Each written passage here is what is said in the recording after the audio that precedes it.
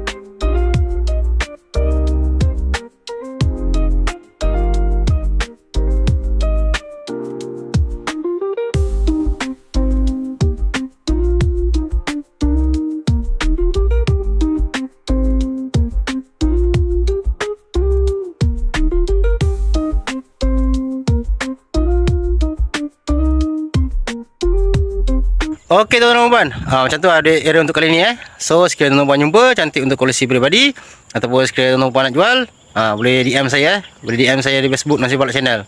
Okey, jumpa lagi video akan datang. Assalamualaikum, selamat sejahtera, bye bye.